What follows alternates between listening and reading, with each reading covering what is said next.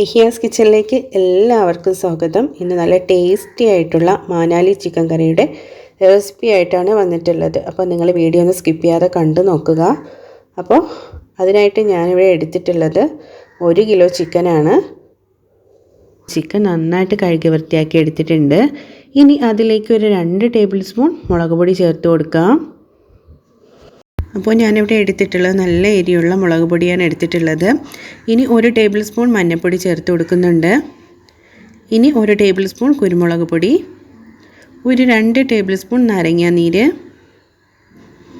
ഇനി ഇതിലേക്ക് ആവശ്യത്തിനുള്ള ഉപ്പും കൂടെ ചേർത്ത് കൊടുക്കാം. ഇനി ഇത് നന്നായിട്ടൊന്ന് മിക്സ് ചെയ്തെടുക്കണം. അപ്പോൾ ഞാൻ നന്നായിട്ട് മിക്സ് ചെയ്തെടുത്തിട്ടുണ്ട്. ഇനി നമുക്കിതിനെ ഒരു അരമണിക്കൂറെങ്കിലും ഇതിൻ്റെ അരപ്പൊക്കെ ഒന്ന് പിടിക്കാനായിട്ട് മാറ്റി വയ്ക്കാം. അപ്പോൾ ഒരു അരമണിക്കൂറിന് ശേഷം ഇതുപോലൊരു പാൻ അടുപ്പത്തേക്ക് വെച്ചിട്ടുണ്ട്. അതിലേക്ക് ഒരു 2 ടേബിൾ സ്പൂൺ വെളിച്ചെണ്ണ ഒഴിച്ചു കൊടുക്കാം. എണ്ണ ചൂടായി വരുമ്പോഴേക്കും നമ്മൾ അരപ്പ് പുരട്ടി വെച്ചിട്ടുള്ള ചിക്കൻ പീസൊക്കെ ഇതിലേക്ക് ഒന്ന് ഇട്ട് കൊടുക്കണം. അപ്പോൾ ചിക്കൻ പീസുകളൊക്കെ ഇട്ട് കൊടുത്തതിന് ശേഷം ഞാൻ ഇതിലേക്ക് 1 കപ്പ് വെള്ളം ഒഴിച്ച് നന്നായിട്ടൊന്ന് വേവിച്ചെടുക്കുകയാണ്. ഒരു 10 മിനിറ്റ് നമുക്കിതിനെ ഒന്ന് അടച്ച് വെച്ച് വേവിച്ചെടുക്കാം.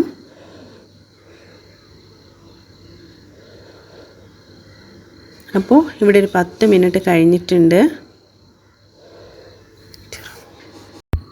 ഇനി ഒരു സ്പൂൺ വെച്ചിട്ട് ഞാൻ ഈ ചിക്കനിലെ വെള്ളമൊക്കെ ഒന്ന് കോരി മാറ്റി വയ്ക്കുകയാണ് ചെയ്യുന്നത്. അത് നമുക്ക് കുറച്ച് കഴിഞ്ഞിട്ട് ആവശ്യമുണ്ട്, അപ്പോൾ നിങ്ങൾ കളയരുത്. അപ്പോൾ വെള്ളമൊക്കെ മാറ്റിയതിന് ശേഷം ഇതിലേക്ക് ഒരു 2 ടേബിൾ സ്പൂൺ നെയ്യ് ചേർത്ത് കൊടുക്കുന്നുണ്ട്.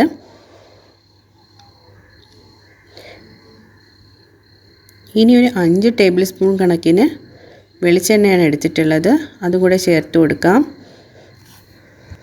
ഇനി ഈ ഒരു എണ്ണയിലും നെയ്യിലും കിടന്നിട്ട് ഈ ഒരു ചിക്കൻ ഒരു ചെറിയൊരു ബ്രൗൺ നിറമാവുന്നത് വരെ നമുക്ക് ഇതുപോലെ ഒന്ന് തിരിച്ചു മറിച്ചൊക്കെ ഒന്ന് ഇട്ട് കൊടുക്കാം.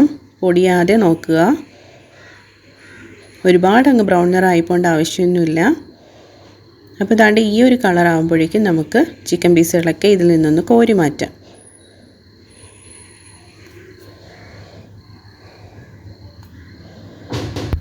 അപ്പോൾ ചിക്കൻ പീസുകളൊക്കെ കോരി മാറ്റിയ എണ്ണയിലേക്ക് ഒരു 3 ടേബിൾ സ്പൂൺ ഇഞ്ചി വെളുത്തുള്ളി ചതച്ചതാണ് ചേർത്ത് കൊടുക്കുന്നത്. അപ്പോൾ അതിൻ്റെ ഒരു പച്ച മണം മാറുന്നത് വരെ നമുക്കിതുപോലെ ഒന്ന് ഇളക്കി കൊടുക്കാം.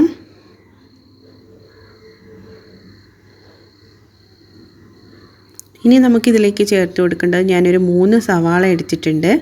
പിന്നെ ഒരു 3 പച്ചമുളക്, കുറച്ചധികം കറിവേപ്പില എടുത്തിട്ടുണ്ട്. അപ്പോൾ ഇതെല്ലാം കൂടെ ചേർത്ത് നമുക്ക് നന്നായിട്ട് ഇതിനെ ഒന്ന് വഴറ്റിയെടുക്കാം. അപ്പോൾ ഇത് നന്നായിട്ട് വഴന്ന് വരുന്ന നേരത്ത് ഇനി ഇതിലേക്ക് നമുക്ക് ചേർത്ത് കൊടുക്കേണ്ടത്, ഞാൻ 2 നല്ല പഴുത്ത തക്കാളിയാണ് എടുത്തിട്ടുള്ളത്. അപ്പോൾ അതും കൂടി ഇതിലേക്കൊന്ന് ചേർത്ത് കൊടുക്കാം. നമ്മൾ തക്കാളിയൊക്കെ നന്നായിട്ടൊന്ന് ഉടഞ്ഞ് കിട്ടണം. അതുവരെ നമുക്ക് ഒന്നും കൂടി നന്നായിട്ട് വഴറ്റി കൊടുക്കാം. അപ്പോൾ നമ്മൾ തക്കാളിയെ വഴന്ന് വന്നിട്ടുണ്ട്. ഇനി ഇതിലേക്ക് 1 ടേബിൾ സ്പൂൺ മുളക് പൊടി ചേർത്ത് കൊടുത്തിട്ടുണ്ട്. ഇനി ഒരു 1/2 ടേബിൾ സ്പൂൺ മഞ്ഞൾപ്പൊടി, ഒരു 1/2 ടേബിൾ സ്പൂൺ കുരുമുളക് പൊടി, 1 ടേബിൾ സ്പൂൺ ഗരം മസാലയാണ് കേട്ടോ ചേർത്ത് കൊടുത്തിട്ടുള്ളത്. അപ്പോൾ അതിൻ്റെ ഒരു പച്ചമണം മാറുന്ന വരെ ഇളക്കി കൊടുക്കാം. ഇനി ഇതിലേക്ക് നമുക്കൊരു 4 ടേബിൾ സ്പൂൺ മല്ലിപ്പൊടിയും കൂടെ ചേർത്ത് കൊടുക്കാം. അപ്പോൾ അതിൻ്റെ ഒരു പച്ചമണം മാറുന്നത് വരെ ഒന്ന് ഇളക്കി കൊടുക്കാം. ഇനി ഇതിലേക്ക് ഒരു അരമുറി നാരങ്ങയുടെ നീരും കൂടെ ചേർത്ത് കൊടുക്കുകയാണ്. അതിനുശേഷം നമ്മൾ നേരത്തെ ഫ്രൈ ചെയ്ത് വെച്ചിട്ടുള്ള ചിക്കൻ പീസുകൾ ഇട്ട് കൊടുക്കാം. ഇനി ഇതിലേക്ക് നമ്മൾ നേരത്തെ മാറ്റി വെച്ചിട്ടുള്ള ചിക്കൻ്റെ ആ വെള്ളം ഉണ്ടല്ലോ, അതും കൂടി ഇതിലേക്കൊന്ന് ചേർത്ത് കൊടുക്കുകയാണ്. ഇനി ഇതെല്ലാം കൂടെ ചേർത്ത് നമുക്കൊന്ന് നന്നായിട്ട് ഒന്ന് വേവിച്ചെടുക്കണം. കാരണം ഈ ചിക്കനിൽ ഈ മസാലയൊക്കെ ഒന്ന് നന്നായിട്ട് പിടിച്ച് കിട്ടാൻ വേണ്ടിയിട്ടാണ്.